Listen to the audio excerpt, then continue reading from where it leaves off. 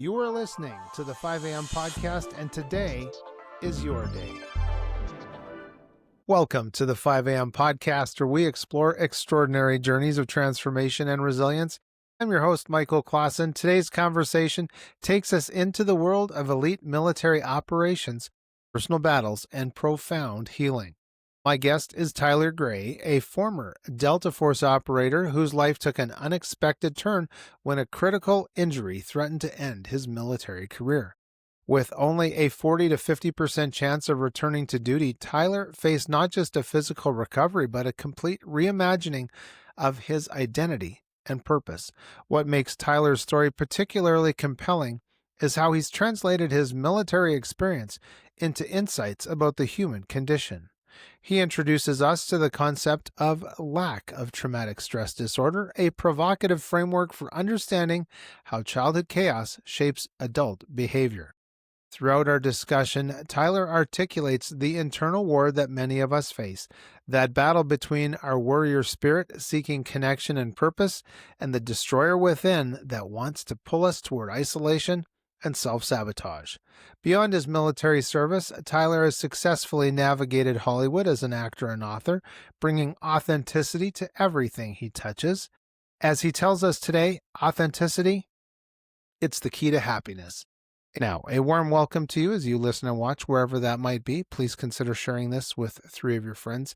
I know that many are going to enjoy this conversation. Tyler, a good morning and welcome to our 5 a.m. community. Awesome. Thank you so much for having me. Yeah, it's great to chat with you about your book and your experience. In your book, Forged in Chaos, you explore this aspect of your identity maybe being fractured after your injury. So can you walk us through that moment when you realized you could no longer be a warrior that you had trained to become? And how did that rebuilding begin? I wouldn't, it wasn't one moment. It was a series of, realizations over, I'm going to say maybe a 2-year period. So it wasn't one definitive moment where I just realized it, but over 2 years, I did slowly realize it over that amount of time. And probably the most definitive moment was when I was told, that I had and I don't remember the numbers exactly, but it was like a 40 or a 50% chance of going back to a team after 5 years. And that was when that wasn't when the realization hit. It had started to hit, but that was probably the coup de grace, the finishing move Right. that really just told me that this was not going to work out the way I had hoped. Right. And so who were there some people who were real foundational pillars for you during this recovery time that helped to steer you onto a new path? Honestly, no. No. I think, no, I mean, I had people in the military telling me to stay in, Okay, gotcha. but I didn't really have anyone that I can think of at all Yeah. telling me to get out. And then I definitely didn't have anyone telling me, what to do if I did get out. So for me, it was just more of I knew that career was pretty much over, and it was time to pursue another passion. Gotcha. Well, you've introduced the concept of lack of traumatic stress disorder. Could you explain how this differs then from the PTSD that we hear about and why understanding this distinction is so crucial, maybe not just for the warriors, but maybe for high performers in any field? Yeah, I mean, look, I was told for a long time that I had PTSD, and one thing that it took me a long time to realize that the first word of PTSD is post traumatic stress disorder, and what it took me many years to realize is that the condition or diagnosis or disorder of post traumatic stress disorder essentially assumes a pre-traumatic stress baseline. You can't have post-traumatic stress disorder unless you had pre-traumatic stress, non-disorder, right? So you have to have Yeah. a pre-traumatic stress baseline. And what I slowly learned over time was that there was a similarity in every veteran I came across, as well as first responders, and that was we grew up in chaotic childhood environments to where we never experienced a pre-traumatic stress environment or baseline, and therefore, to my opinion, weren't really capable of having PTSD because we never had any sense of pre-traumatic stress, lived in any pre-traumatic stress environment. So what I came up with to explain the condition for those, what's the diagnosis? Not that this is a diagnosis, but what would we call people who grew up without a pre-traumatic stress environment? I call it LTSD, or lack of traumatic stress disorder. When you grow up in traumatic stress, and traumatic stress is so consistent, your brain, your nervous system specifically, rewires itself neurologically to be calm in chaos. So when the environment is chaotic, you're calm. That chaos in the environment Hmm. becomes your normal, or your baseline, or your homeostasis. And so as long as the environment remains chaotic, then you're relatively calm, mentally.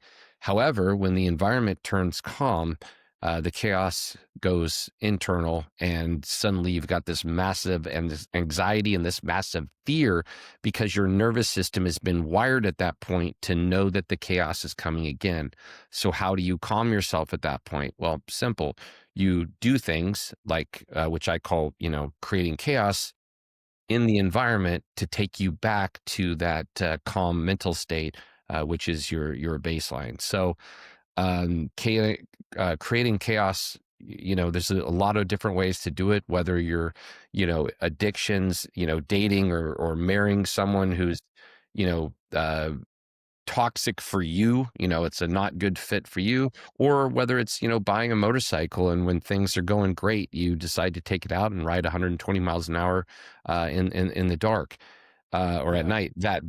Those are examples of creating chaos, and that's what people with what I call LTSD do, which is when things are calm, they create chaos to take them back to that baseline state, which started in childhood. Right. And so it sounds then like that sense of hypervigilance would also be part of this, correct? Yeah, so when an environment is, PTSD is excuse me, what's the word? An event-based diagnosis. It's event-based, and the way I see LTSD is it's an environmental diagnosis. So it's environmental, meaning when it's environmental, your body will adapt. It doesn't adapt to an event; it's not long enough, but it will adapt to an environment over time. And so what happens is, for those that grow up in a chaotic environment, the neurons, and this is a very lay explanation. If scientists are listening, don't get upset. Yes. I'm trying to explain it in lay terms, but your brain essentially takes, let's say, the neurons that would go to uptaking, the happy chemicals, Hmm. and does something with them because they're not being generated because you're growing up in this traumatic environment.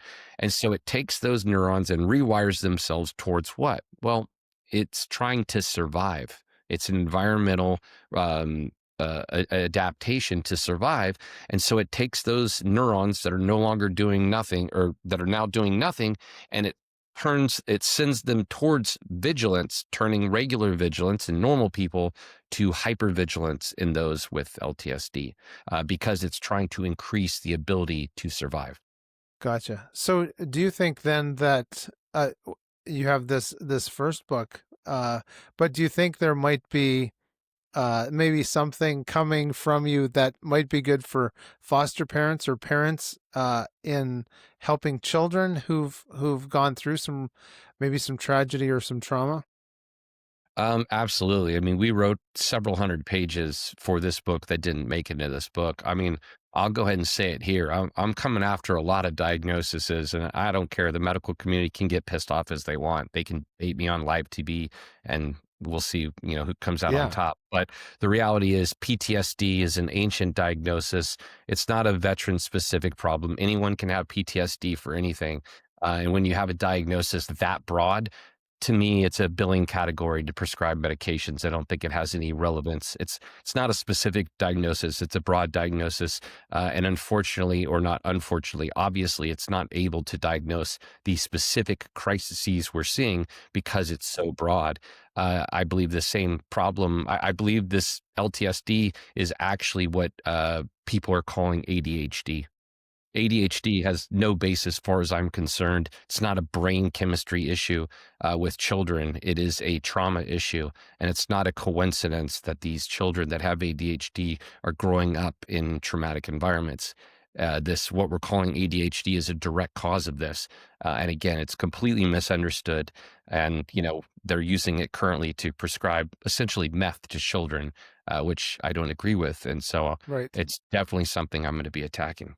Yeah, that's good. That's more like subscriptions than prescriptions. Yes. No, you're And absolutely right. Yeah. yes, and I know some of my healthcare family members would always say there's no money in healthy people and a No, healthy no, no. And population. you know, and 100%. And we all know it. And look, it's a very flawed system. And and look, if you want to do that to adults, I'm not saying it's okay, but I'm saying that's one thing.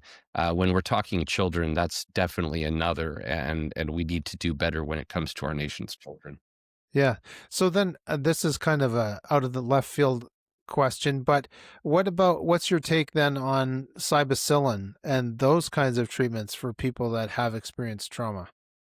I think, I'm going to go on a limb Okay. and say that that is the treatment, and it has been buried because they know it works. That's my personal opinion. I think drug companies have buried all psychedelics because they know it has the ability to heal. And again, that's not what they want. And so they said it's bad, and they made it illegal. Apparently, meth for kids totally okay, but Uh-huh.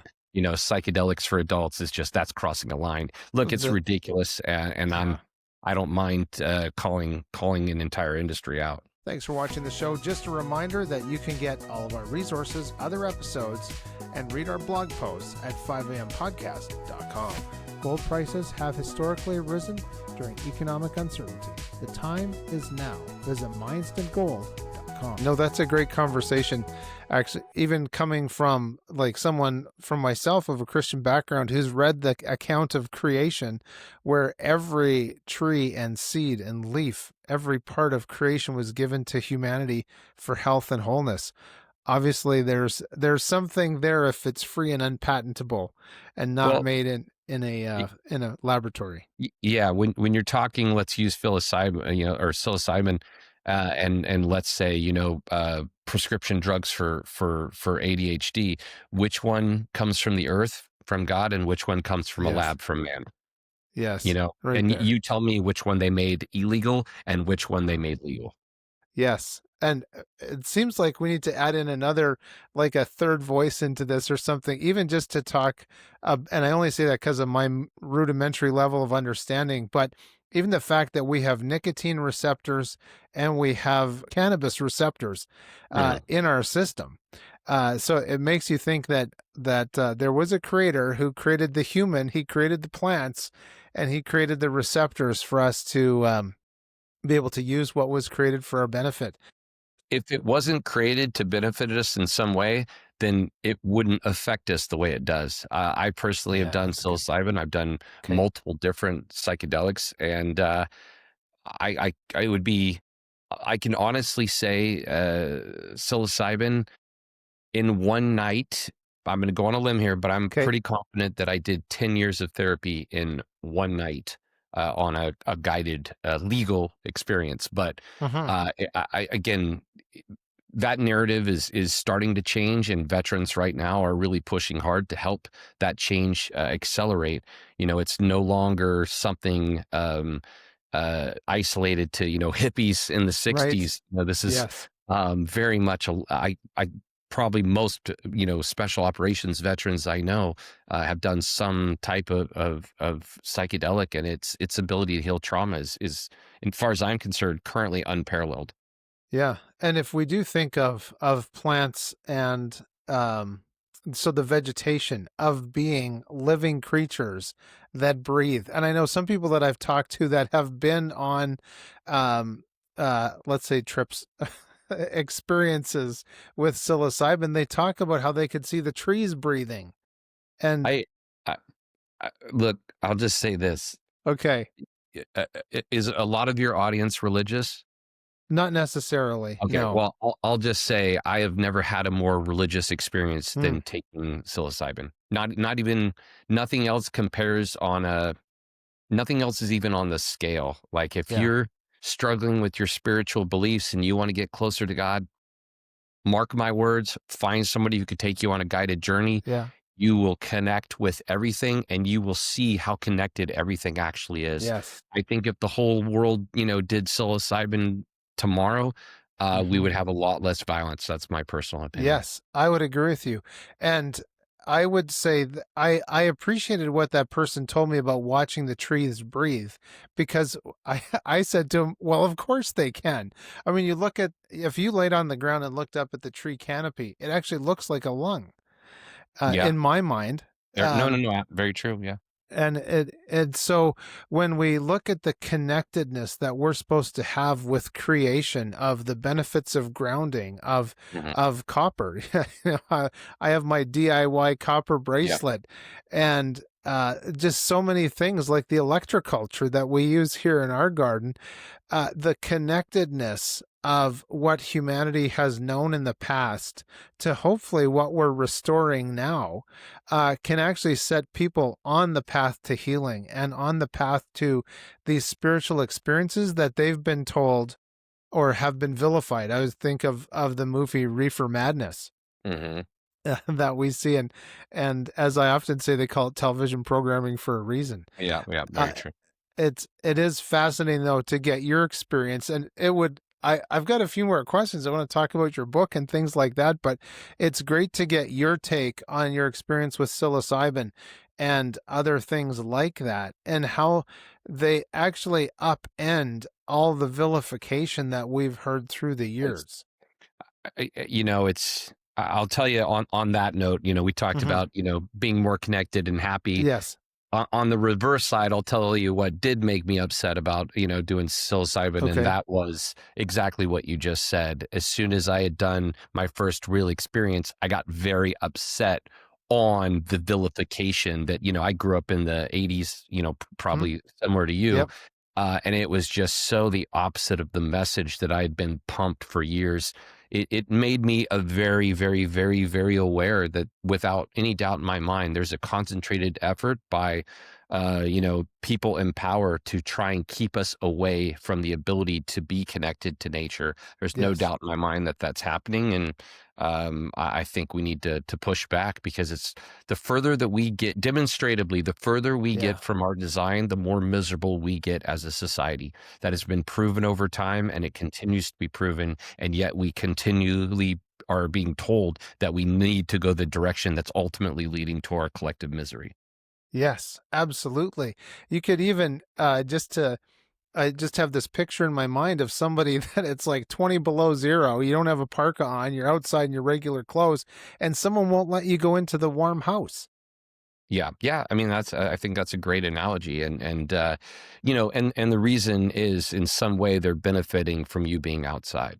That's right. They benefit off the sickness. They benefit off the sickness. So, I do want to get back to your book, although this is a great conversation and I love talking about this stuff. Absolutely, yeah. And uh, even yeah, I'll get back to the book because I'm just thinking about some stories that I've had with trees and being in nature. Just these unexpected things of, man, I should have been paying more attention to how nature actually wants to interact with us and participate in being like a tree does not just want to be a table. or Yeah. firewood. A Yeah. tree has so much more to give, and same with other plants of different sizes and structures.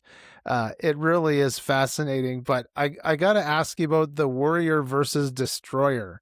You described this internal battle of between the warrior and the destroyer personas. What were those key differences between these two aspects of yourself? And was there any daily practices that helped you ensure the warrior remained in command? I mean, it was first of all, again, I want to be clear, all these things that I came up with, LTSD, Hmm. Warrior and Destroyer, it's easy for me to talk about them now, in hindsight, but for many years, those issues had no name, they had no understanding. And so now when I look back, for a long time, I didn't understand. All I knew was there was two voices in my head and they were competing for control, and I didn't really know much other than that. And, one thing that helped me, quite frankly, and the reason I put The Warrior and Destroyer in the book was because once I understood what each of them wanted, that was when I really was able to take control. And, the warrior really wants to help people, wants to do the right thing, and wants to connect, and the destroyer, not shockingly, wants to destroy. The destroyer, but a lot of people think destroyer just wants to destroy from, uh, but one of the ways, or sorry, what I meant was one of the ways destruction happens is by isolation. Let's take into account. Let's look at, you just had a shooting today at a church. Yeah. You know what I guarantee that person spent, or I should even say, it doesn't even matter about that person. What do almost all mass shooters or mass killers have in common? Isolation. Isolation. Yeah. Isolation. Isolation breeds destruction. Connection breeds love. Wow. And that's just And the way it is. And so I think, um, yeah, I you think a just lot of gave people, another, sorry, go no, ahead. no, I just think a lot of people don't realize that when you're trying to isolate, it's really a self-destructive behavior, and it took me years to really recognize that. And one of the keys between remaining in control as the warrior was recognizing that every time I tried to steer, or every time the destroyer tried to steer me towards isolation, once I understood what isolation represented, then I knew that I had to go the opposite direction and try and plug in, call someone, reach out, etc. Suicide, somebody's not committing suicide that's reaching out to people. It just ain't happening, right? Yeah. So isolation is the precursor to really kind of any, whether it's suicide or homicide. Isolation is the core piece of how it all starts. And sadly, when these things happen, no one's talking, no one's going to be talking about isolation. Well, was he isolated? No one's going to talk about that. They're going to talk about, the guns, or, whatever. And they're going to steer in every way they can away from the cores of, why are we going back to what we talked about earlier, the further we get away from our fundamental design, the more miserable we are. These mass shooters and mass killers, why are they doing what they're doing? Have we pinned a motive in the last 30 years? Has anyone mentioned a motive? I haven't heard of it, but I can tell you what it is. Again, these people and they're doing horrible things, but the reason is because they've got fundamental anger, and we've got no mechanism to deal with that as a society. The mechanism for mental health in this country is fundamentally broken. The reason the guns in 1933, I could go to I don't even need to go anywhere. Let me back up. In Yeah. 1933, I could order a fully automatic Thompson machine gun with a 45 round, what is it, a 90 round drum Yeah. from the Sears catalog, and it would show up to my house. That's a machine gun, 1934 and prior, right? Guns, fully automatic machine guns, were way more available at that time. Guns were much more available in pre-1986. You could go buy a machine gun. So when people look at the gun laws, they go, "Oh, it's guns are more available." No, no, no. much more destructive guns are less available now than they were then. That's not the change. The change that has happened is there is an epidemic with mental health among teenagers and young adults in the last 30 years, and no one wants to deal with it. And you get what happened today because they just are simply talking about the symptoms and ignoring the root causes of this core issue. Right. And it goes back to that subscription versus, I guess you could say subscription versus psilocybin. Really, Yeah, it's well, those. that's a good one. It's Well, and again, like how many percentage of, recent mass shooters have been on psychotropic drugs?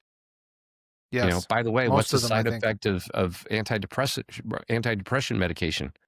Depression. Tell, yeah, I like mean, the what? treatment is, yeah. What is that saying of the treatment is the cause, or the Oh, treatment is the punishment, something like that. yeah, yeah, yeah. No, I know I can't think of it, but I do know what you're what you're Yes. yeah. So how can people get in touch with you, Tyler? Yeah, on, social media, Tyler A. Gray, Gray with an E. I have a website, tyleragray.com. Again, Gray with an E.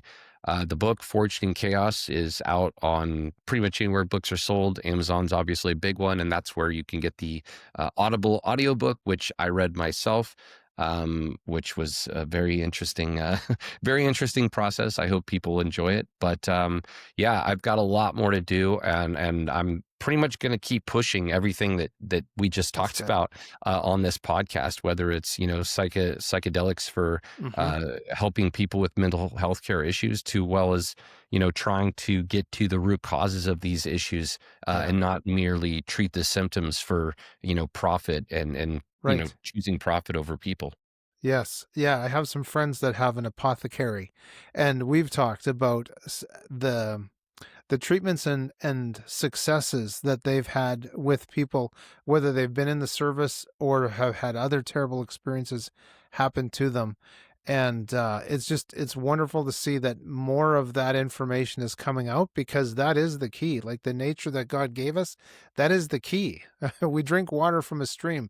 Obviously, other plants are going to have opportunities as well for us. But speaking of kind of those modalities and opportunities that people have, are there some specific tools or techniques, maybe some daily practices that you've found helpful in navigating, whether it was a transition from through your recovery or afterwards, that might be a benefit to our listeners?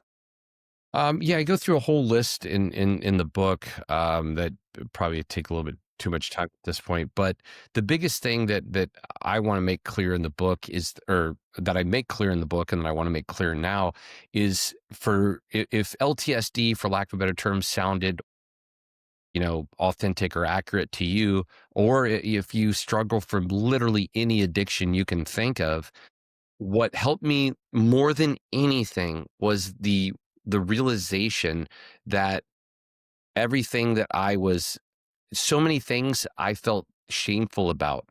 The addiction issues I struggled with, the being chaotic all the time. I felt so much shame for so many years.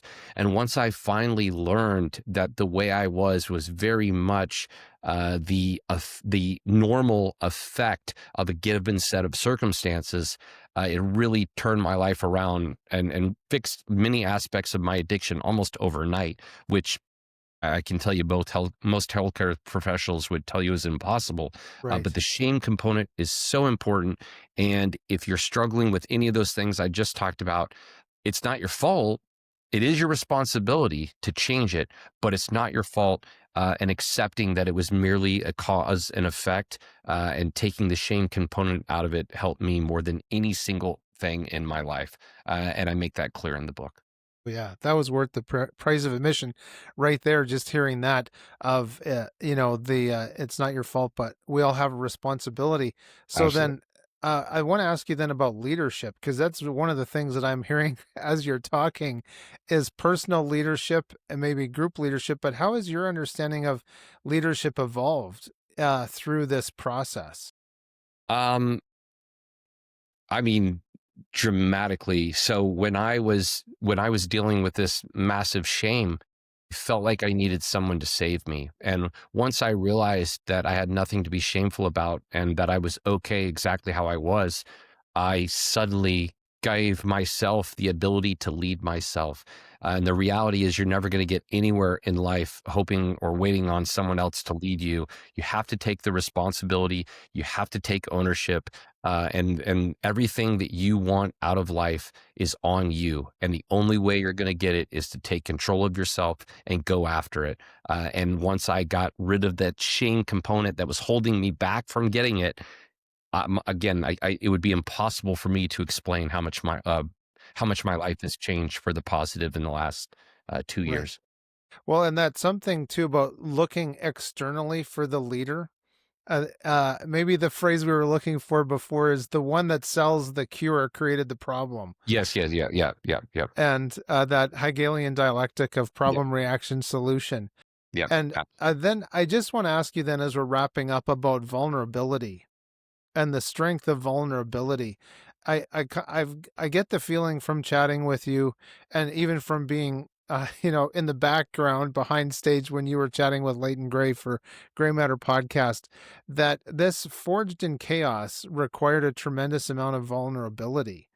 And so, how did you deal with that component as well, of being truthful with the reader, and then kind of true to yourself, or protecting yourself maybe?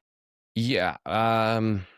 So you used the word vulnerability, and that word's been thrown around a decent amount Okay. in reference to the book. And quite frankly, I mean, I would argue it's kind of a bad word, and Okay, at good. least with men. With women, Yeah. vulnerability, great, but with men, it's like, oh, vulnerability. It's like we Yeah. just have this automatic reaction. And I'm kinda gonna have the same reaction right now unintentionally, because I can honestly tell you the word vulnerability never entered in my brain a single time.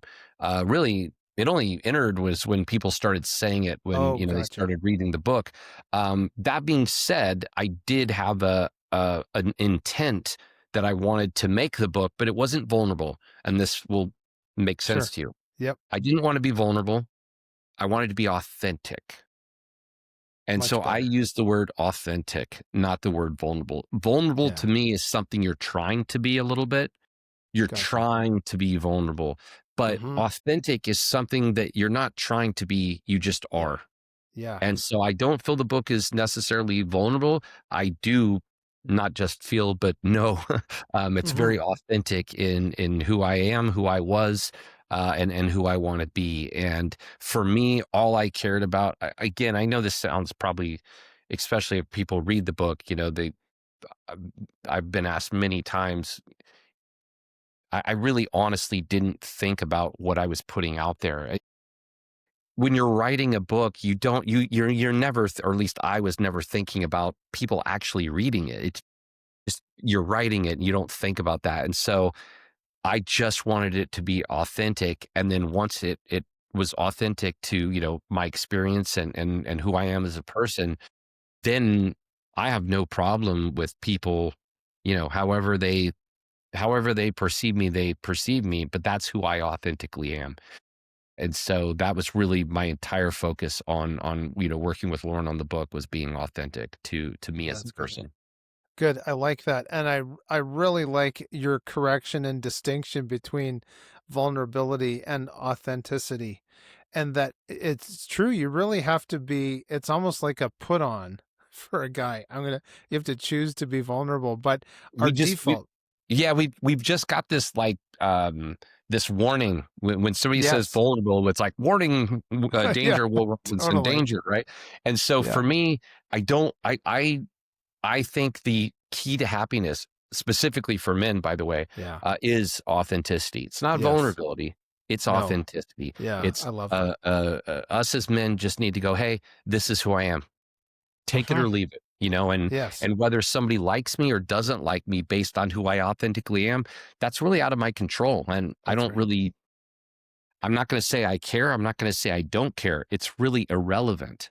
Yeah. I'm gonna put out me, and what people do with the authentic version of me is on them, and quite frankly, has nothing to actually do with me, because that's their perception, and I have no control over that. Man, that's great. I think you got to have that's some great relationship advice right there for the men who are listening and for the ladies too. Ladies, you want an authentic man. You don't want a vulnerable man. Uh, Well, yeah, you're opening up a whole nother can of worms on that on that one. I mean, yeah, I agree with you, but boy, that's again, that's a whole nother issue in our society it right is. now that I think there's a false bill of goods being given to young men and boys in this country, which is, you got to be nice boys, and you know there's also a reason that the saying "nice guys finish last" is a saying. Nice is exactly what gets you thrown right into the friend zone. And I'm Yes, sure there's women listening to this right now going, "That's not true." I guarantee the woman going, "Oh, I just want a nice guy," uh-huh. has got a nice guy You do as a not. friend that wants to be more, and Yes. they don't.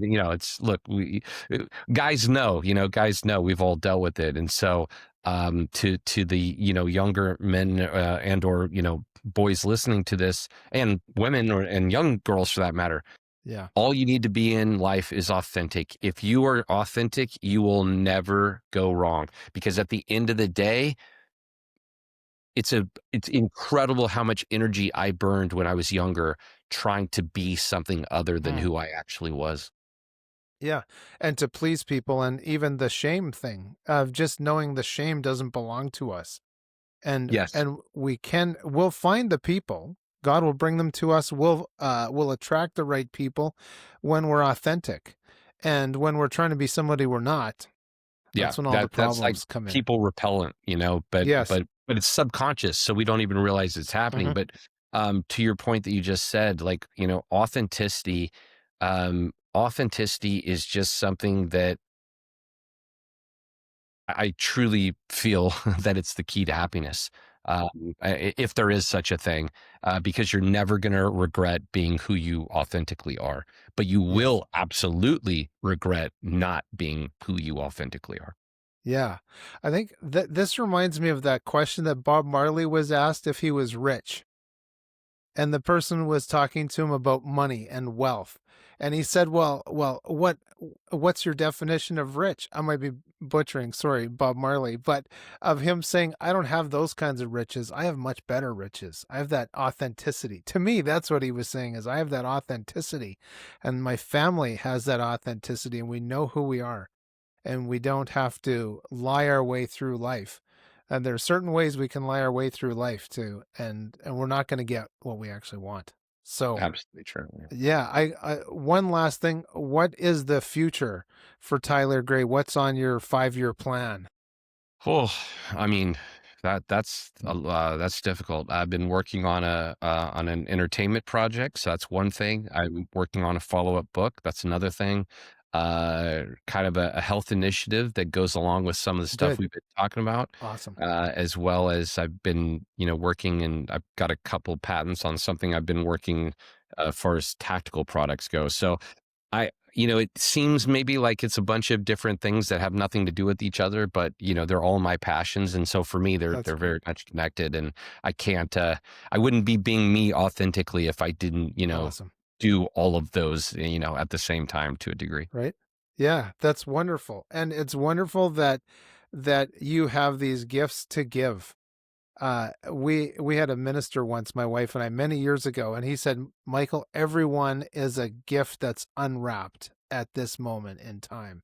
And so if we can unwrap other people, if we can unwrap ourselves and be free and authentic of the gifts that God's given us, and sometimes we don't even know where the gifts come from, but where it's great from my perspective to have this loving creator that designed us to be able to impact the world with love and light and shine that spotlight in the darkness. And I will okay, so I'm talking too much. I'm trying to thank you, Tyler, for joining No, me no, for the no, my 5 a.m. podcast, but yeah, I my was thinking I pleasure. was thinking about diving with my dive light. And Yeah, yeah. ladies and gentlemen, if you want to truly see light penetrate darkness, go diving and turn on that little, how does that much light come from this little less than a cubic foot and it's on a handle. And I was so, in my mind, I was thinking of diving, and you have that light on, and all of a sudden there's color and there's animals where there was nothing. So may we all be light and love wherever it is that our feet take us. So Tyler, thank you so much for joining me for 5 a.m. podcast. My pleasure. Thank you so much. It was great. Well, there you have it, ladies and gentlemen. What a great conversation. Thank you so much for being here. We appreciate you participating and joining in on this conversation today. If you haven't already, please help us grow the channel with a like, a subscribe, and a share with your friends. We know that many are going to love and, dare I say, profit from this conversation. So thank you for being here. Thanks for the 5-star reviews. And of course, thanks to our friends that have ventured over to buymeacoffee.com/5am podcast. We do appreciate all levels of support. So ladies and gentlemen, as I always say, please seize your days, enjoy those sunrises and sunsets and all those adventures in between. I'm Michael Klassen. Thanks for watching the show. Just a reminder that you can get all of our resources, other episodes, and read our blog posts at 5ampodcast.com. Gold prices have historically risen during economic uncertainty. The time is now. Visit MyInstantGold.com today and secure your family's future with your first gold purchase at MyInstantGold.com.